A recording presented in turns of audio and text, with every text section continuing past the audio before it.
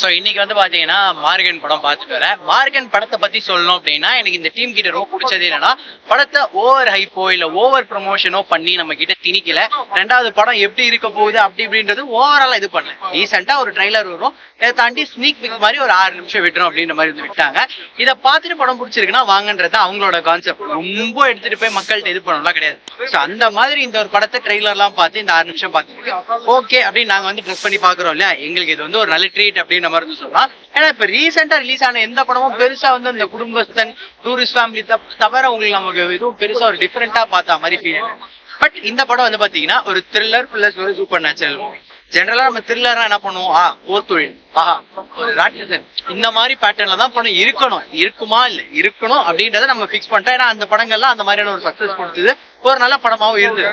But அதே பேட்டர்ன்ல எல்லா படமும் இருக்க முடியாது இல்லையா. இந்த டைரக்டர் என்ன பண்றாரு அப்படின்னு பாத்தீங்கன்னா அந்த ஒரு சூப்பர் நேச்சுரல் பிளஸ் அந்த ஒரு த்ரில்லர் ரெண்டுத்தையும் ப்ராப்பரா மர்ஜ் பண்ணி அந்த ஒரு நார்மல் தமிழ் படத்தோட ஸ்டைல்ல கொண்டு வரது ரொம்ப நல்லா இருந்தது.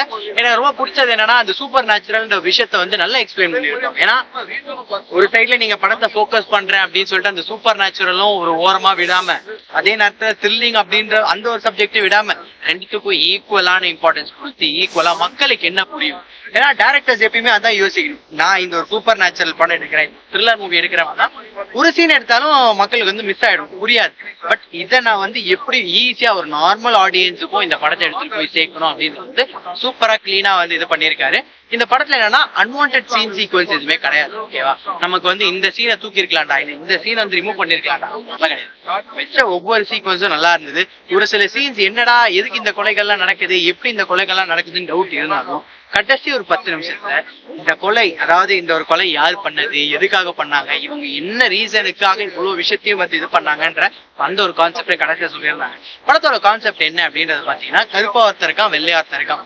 சோ இந்த சமூகம் அப்படின்னு வரும்போது இந்த உலகத்துக்கு அவன் வந்து வராங்க அப்படின்னு வந்து இந்த வெள்ளையா இருக்கவனுக்கு வந்து ஒரு ரிலேஷன்ஷிப், ஒரு லவ் அப்படின்ற ஒரு விஷயமா இருக்கட்டும், ஒரு வேலைன்ற ஒரு விஷயமா இருக்கட்டும், அந்த வெள்ளையிலேயே வந்து பாத்தீங்கன்னா நிறைய விஷயங்கள் வந்து ஈஸியா கிடைச்சிருது. அந்த கருப்பா இருக்கவங்களை எப்பயுமே கொஞ்சம் டிஃபரெண்டா பாக்குறதோ இல்ல அவங்களை கொஞ்சம் இலக்காரமா பாக்குறதோ அந்த ஒரு விஷயம் தெரியும்.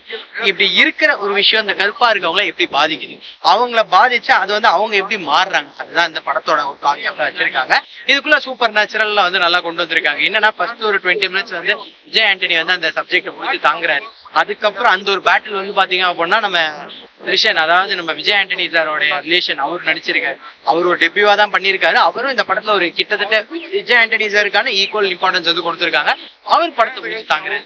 சோ 2 பேரும் நல்லா தாங்கி தாங்கி கொண்டு வராங்க. ப்ரீ கிளைமேக்ஸ் அப்போ கொஞ்சம் லைட்டா என்னடா அப்படின்னு லைட்டா அந்த ஒரு ஓவர் ஃபீல் வந்து வருது. பட் அங்கதான் வந்து வில்லனோட என்ட்ரி, வில்லனை உள்ள கொண்டு வந்து அதை ஈக்குவலா மர்ஜ் பண்ணி அந்த கடைசி அந்த பேட்டில் இவங்க 2 பேர் வில்லன்ட்ட கொடுக்குறாங்க. வில்லனோட இம்பார்ட்டன்ஸ் அதெல்லாம் கூட நல்ல ஒரு டீசென்டான ஒரு ஃபிலிம் வந்து சொல்லுவேன். எனக்கு இந்த படம் வந்து 10க்கு ஒரு 9.5 கொடுக்கலான்ற மாதிரி இருந்துச்சு. அது ஏன்னா ரீசெண்டா இவ்வளவு படங்கள்லாம் பார்த்தேன் இல்லையா, இந்த படங்கள்லாம் பார்த்து ஒரு டிஃப்ரெண்டா எதுவுமே பார்க்கணுன்ற ஒரு அடிக்கடி படம் பாக்குறதுனால அந்த ஒரு டிஃப்ரெண்டான ஒரு ஃபீல் வந்து இந்த படம் கொடுத்தாங்க. 9.5 டெஃபினட்டா ஒரு நல்ல படம் சொல்லுவேன். ரீசெண்டா 11 படம் ரிலீஸ் ஆயிருக்கு. 11 படத்துக்கு வந்து நிறைய பேர் தியேட்டர் வந்து பார்க்காம இப்போ ஓடிடியில பார்த்து நல்லா இருக்கு அப்படின்னு. ஸோ இந்த மாதிரியான படங்கள் தியேட்டர்ல வரும்போதே செலிப்ரேட் பண்ணிங்கன்னா நல்லா இருக்கும். அந்த வகையில இந்த படமும் நல்லா இருக்கு. விஜயாண்டி பேக்ரவுண்ட் ஸ்கோர் எப்படி இருக்கு, விஜயாண்டியுடைய ஹீரோயின்லாம் எப்படி இருக்காங்க? இல்ல நம்ம விஜய் ஆண்டனி அப்படின்னு பார்க்கும்போது எப்பயுமே அவரோட ஸ்கிரிப்ட் சூஸ் பண்ற விதம் டிஃப்ரெண்டா தான் இருக்கும். எல்லா படமும் பாருங்க ரொம்ப டிஃப்ரெண்டா தான் விஜய் ஆண்டனி சூஸ் பண்ணுவாரு. பட் அவரோட படம் அப்படின்னு வரும்போது அவரோட ஆக்டிங்க்கு அந்த கதையை சூஸ் பண்றது அதுக்கு தான் இதுல ஆவரேஜா தான் இருந்தது. பட் ஆவரேஜா ஓகே டீசெண்டா இருந்தது படத்துல. சாங் ஹீரோயின் செலெக்ஷன் அதெல்லாம் வந்து இந்த படத்துல ஹீரோயின் அப்படின்றதுக்குலாம் பெரிய இம்பார்ட்டன்ஸ் தான் கிடையாது. வந்து ஒரு 3-4 ஃபீமேல் லீட்ஸ் வந்து எடுத்துட்டு வருவாங்க. அவங்கள வச்சு படம் வந்து பேட்டில் ஆகிட்டே போகும். இவங்கதான் ஹீரோயின் அப்படின்னு மாதிரி வந்து சொல்ல முடியாது. பிரிகேடாவை கொண்டு வராங்க. பிரிகேடா வந்து போலீஸா, ஏமா உங்களை பார்த்தா போலீஸ்ன்ற ஃபீலே வரலையேமான்ற மாதிரி இருக்கு. எஸ், அவங்களோட பெர்ஃபார்மன்ஸ் அதெல்லாம் வேற. அவங்க இந்த கேரக்டருக்கு சூட் ஆகுங்களா, ஒரு போலீஸா சூட் ஆவாங்களா அப்படின்னு கேட்டா கிடையாது. அவங்களுக்கு பதிலாக வேற ஏதாச்சும் ஒரு ஸ்ட்ராங்கா போல்டா ஏதாச்சும் ஒரு ஃபீமேல் பிரிகேடாவா எந்த கேரக்டருக்கு பண்ணுவோம் அந்த கேரக்டருக்கு. பட் இந்த படத்துல தான் அவங்க வந்து சூட் ஆகல. அவங்க வந்து போலீஸ் தொப்பி வச்சிருப்பாங்க. அவங்க மண்டே விட அந்த தொப்பி ரொம்ப பெருசா இருக்க மாதிரி இருக்கு. அது பார்க்கும்போது ஏன்டா இந்த ஒரு சீன் பெருசா இருக்க மாதிரி இல்லைன்ற மாதிரி தோணுச்சு. மற்றபடி இந்த வீடியோ பிடிச்சிருந்துச்சுன்னா லைக் பண்ணுங்க, ஷேர் பண்ணுங்க, கமெண்ட் பண்ணுங்க. ரஃபி தியேட்டரை மறக்காம சப்ஸ்கிரைப் பண்ணிருங்க, பெல் பட்டனை கிளிக் பண்ணிருங்க.